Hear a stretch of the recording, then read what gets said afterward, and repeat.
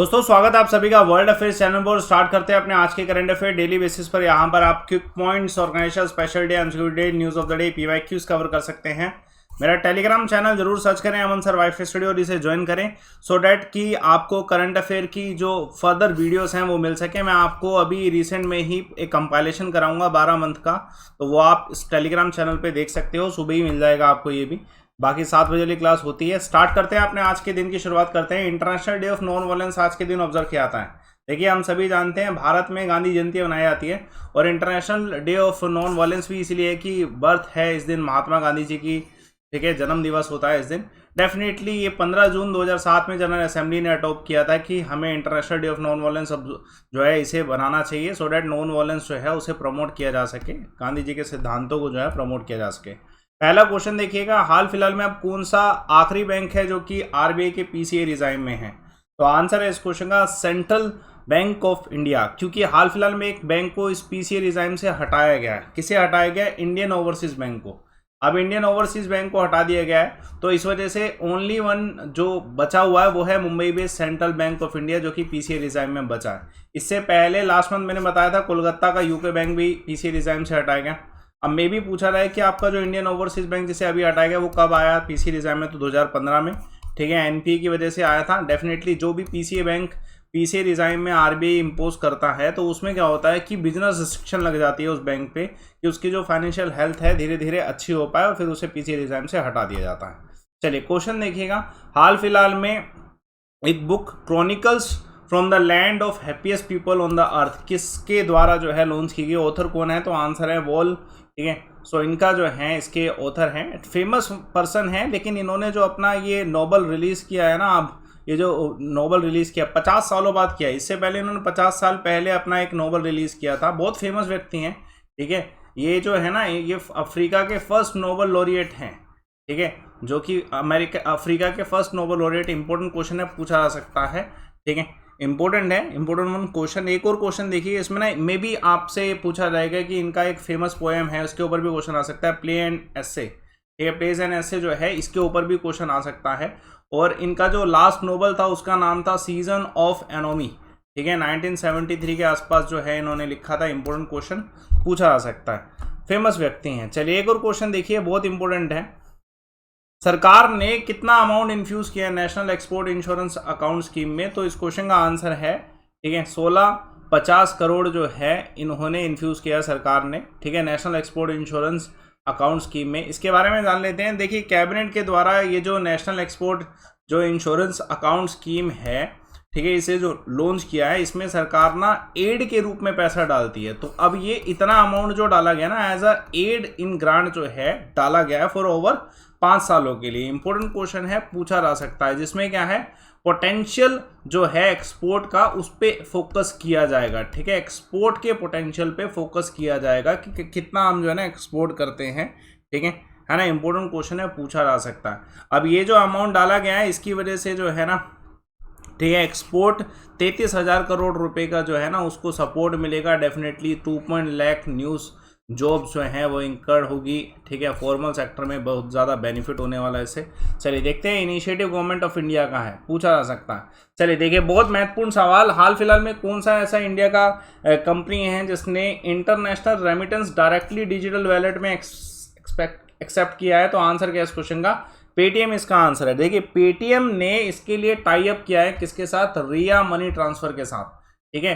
तो पेटीएम जो payment bank है इसने किसके साथ टाई अप किया? रिया मनी जो है, ठीक है, ट्रांसफर जो है उसके साथ इसका टाई अप किया है, जिसकी वजह से ना जो इतने मिलियंस कस्टमर जो हैं उनको ये जो सुविधा मिलेगी कि वो अपने जितने भी रिलेटिव्स जो अब्रोड हैं उनसे मनी रिसीव कर सकते हैं, किसमें? डायरेक्टली पेटीएम में रिसीव कर सकते हैं। तो डेफिनेटली एक तरीके से बहुत अच्छी सुविधा होने वाली है, ठीक है ना। इंपॉर्टेंट क्वेश्चन है। देखिए ये जो पूरा ये जो मनी ट्रांसफर सिस्टम है इसके पास इतना रिटेल आउटलेट है वर्ल्ड वाइड, तो इसका बेनिफिट पेटीएम को भी होने वाला है, ठीक है। रियल टाइम सर्विसेज जो हैं, सिक्योरिटी फीचर्स जो हैं वो पेटीएम के यूज़ किए जा सकते हैं इसमें, तो महत्वपूर्ण है, ये टाई अप का क्वेश्चन आ सकता है। हाल फिलहाल में नेशनल सिक्योरिटी डिपोजिटरीज जो है इसके एमडी और सीईओ जो है अपॉइंट किए गए कौन?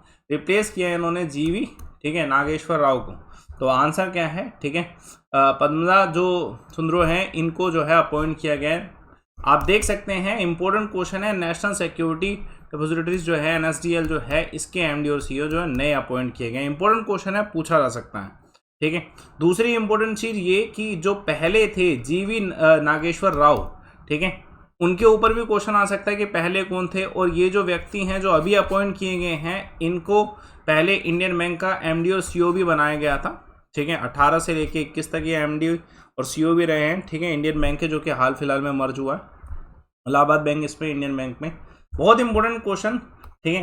फ्यूमियो किसीडा जो हैं हाल फिलहाल में प्राइम मिनिस्टर बने हैं किस देश के, तो इस क्वेश्चन का आंसर है जापान। देखिए इससे पहले अभी जो प्राइम मिनिस्टर थे, ठीक है, योशिदा सुगा जो है बस 1 साल ही प्राइम मिनिस्टर है, अब इनको, ठीक है, हटाया गया। डेफिनेटली इलेक्शन हुए हैं, तो इलेक्शन में जो है, ठीक है, ये व्यक्ति जो हैं, ठीक है, फ्यूमो, ठीक, किसीदा, ये इलेक्शन जीते हैं। इनके जो कंपटीशन में थे वो कौन थे, ये फॉरेन मिनिस्टर हैं, ठीक है, फॉरेन मिनिस्टर, और जो इनके कंपटीशन में थे, ठीक है, तारो कोनो, ये वैक्सीनेशन मिनिस्टर थे जो कि हार गए कंपटीशन, मतलब इलेक्शन हार गए एक तरीके से, और वो ये जीते हैं, ठीक है। इंपॉर्टेंट क्वेश्चन है, आ सकता है, पूछा जा सकता है, ठीक है। डेमोक्रेटिक लिबरल डेमोक्रेटिक पार्टी से संबंधित है, ये भी क्वेश्चन आने के चांसेस हैं, पूछा जा सकता है।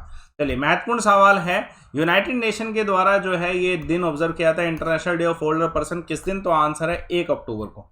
बहुत महत्वपूर्ण सवाल है, इसका इस बार का थीम है digital equity for all the ages. Definitely जो डिजिटल इक्वालिटी है, इक्विटी है, वो हर एक एज में, इवन जो हमारे ओल्ड पर्सन हैं उन सभी के लिए भी आनी चाहिए। तो यूनाइटेड नेशन इसी चीज़ को प्रमोट कर रहा है कि डिजिटलाइजेशन जो है हर एक के पास आनी चाहिए, क्योंकि डेफिनेटली डिजिटल टेक्नोलॉजी हर एक के पास पहुंचे, this is one of the sustainable development goal. तो इसको भी पॉसिबली जो है इसके थ्रू जो है लाया जाएगा। तो थीम का ध्यान रखिएगा, और 1 अक्टूबर को ये ऑब्जर्व किया जाता है यूनाइटेड नेशन के द्वारा। ये 3-4 सवाल आपसे पूछे जा सकते हैं। बहुत इंपॉर्टेंट क्वेश्चन, ICC ने हाल फिलहाल में T20 वर्ल्ड कप के लिए एंथम लॉन्च किया है, ठीक है। कंपोज किसके द्वारा किया गया, अमित त्रिवेदी जी के द्वारा। बहुत महत्वपूर्ण सवाल है, ये आ सकता है। आप सभी जानते हैं IPL 17 अक्टूबर से ओमान UAE में होने वाले हैं, और उसका जो फाइनल खेला जाएगा दुबई में 14 नवंबर को खेला जाएगा।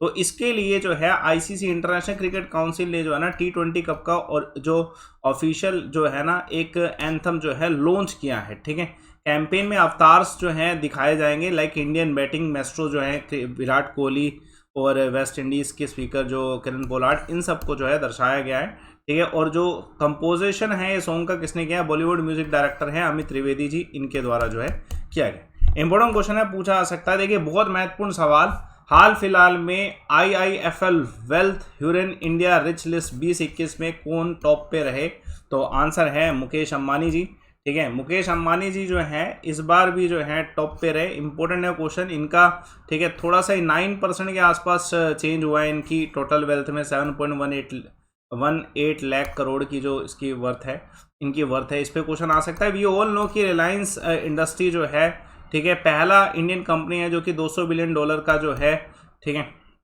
मार्केट कैपिटल वैल्यू उसको क्रॉस किया है as a telecom operation company. तो इंपॉर्टेंट क्वेश्चन है, पूछा जा सकता है, ठीक है। रिलायंस अगर ऑल ओवर भी कहा जाए तो 57 मोस्ट वैल्यूएबल फर्म है पूरी दुनिया में, ठीक है, जिसमें ह्यूरन ग्लोबल 500 लिस्ट जो अभी आई थी उसमें भी रिलायंस 57th मोस्ट वैल्यूएबल में था। अगर इस लिस्ट के हिसाब से देखा जाए तो इस लिस्ट के हिसाब से सेकंड जो है अदानी ग्रुप चेयरमैन गौतम अदानी है, जिनका वर्थ जो है, ठीक है, 5.05 लाख करोड़ के आसपास है। इंपॉर्टेंट क्वेश्चन है, पूछा जा सकता है।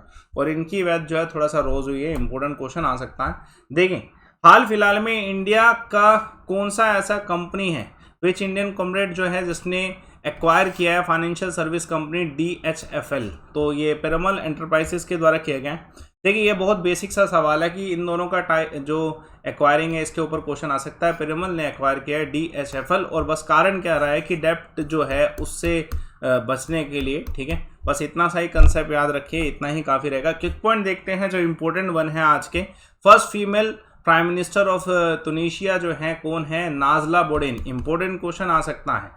एक global lifetime achievement award 2021 किसे मिला है, दिनेश तारा को। इंपॉर्टेंट क्वेश्चन है, ठीक है। एक किताब लिखी कॉन्स्टिट्यूशन कल्चर एंड नेशन, किसके द्वारा, तो आंसर है कलराज मिश्रा, बहुत फेमस व्यक्ति हैं। एक क्वेश्चन आ सकता है। कल मैंने एक सवाल पूछा था कि जो चाइना सी में जो साइक्लोन आता है, ट्रॉपिकल साइक्लोन, उसे हम क्या कहते हैं? तो सभी का आंसर सही है। प्रहलाद का आंसर बिल्कुल ओके है।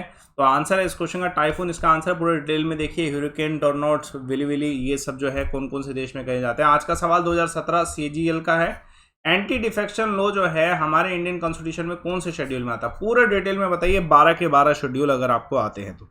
ठीक है, इंपोर्टेंट। टेलीग्राम चैनल जरूर ज्वाइन करिएगा, अमन सर वाइफ स्टडी। आज आपको, ठीक है, मेरे टेलीग्राम चैनल पर कंपाइलेशन भी मिलेगा, ठीक है, करंट अफेयर्स का 12 मंथ का, तो उसे भी आप देख लीजिएगा, ठीक है, ज़रूर देखिएगा। चलिए, बाकी आप मेरी अनअकैडमी की फ्री क्लासेस देख सकते हैं। मैं आपको अनअकैडमी फ्री क्लासेस देता हूँ। मेरा प्रोफाइल फॉलो करिए अमनदीप शर्मा, जिसमें आपको लाइव अमन रेफर कोड यूज़ करके मेरी फ्री क्लासेस मिल सकती हैं। दूसरा इंपॉर्टेंट आप सभी के लिए कोर्सेज जो अवेलेबल होते हैं दोस्तों, अभी शुरुआत है मंथ की। अगर आप अभी ज्वाइन कर रहे हैं तो आपको कंप्लीट सब्जेक्ट, विजुअल कंटेंट, बेहतरीन कंटेंट, सभी टीचर, अनलिमिटेड एक्सेस मिलने वाला है। अनअकैडमी पढ़ने का बहुत सारे फायदे हैं। जैसे किसी भी आप एग्जाम में जुड़ना चाहें, इसमें से आप किसी भी एग्जाम में जुड़ने के लिए रेफर कोड यूज़ कर सकते हैं लाइव अमन, जिससे आपको ऑटोमेटिकली डिस्काउंट होंगे, प्राइस जो आपके डाउन आ जाएंगे। ठीक है, किसी भी आप एग्जाम में जुड़िए, आपको लाइव अमन से ऑटोमेटिकली डिस्काउंट मिले। जैसे मान लो SSC गोल में आप सिलेक्ट करते हैं नए बैचेस में, तो आप SSC में ये जो आपका सब्सक्रिप्शन स्लाइड आएगा ना SSC गोल सिलेक्ट करने के बाद, तो आप ये फीस ना देके ना आप ये फीस दे पाएंगे। कैसे? रेफर कोड आपको इधर लाइव अमन यूज़ करना है, जिससे आपकी 24 मंथ की फीस 290 हो जाएगी। Quite low, refer code use करके ऐसा होगा। लाइव अमन रेफर कोड यूज़ करिए। नए बैचेस अभी स्टार्ट हो रहे हैं, तो आपको मैं इसके डिस्क्रिप्शन लिंक पे भी दे देता हूँ, ठीक है। जो इसका डिस्क्रिप्शन है, जो कमेंट बॉक्स है, उसमें मैंने डाल दिया है लिंक, जो डायरेक्ट लिंक होगा, जिसमें सारे ऑफर्स अवेलेबल होंगे। तो आप यूटिलाइज करिएगा लाइव अमन रेफर कोड यूज़ करके। Thanks a lot. सेशन को लाइक करिए, शेयर करिए, चैनल को सब्सक्राइब जरूर करिए।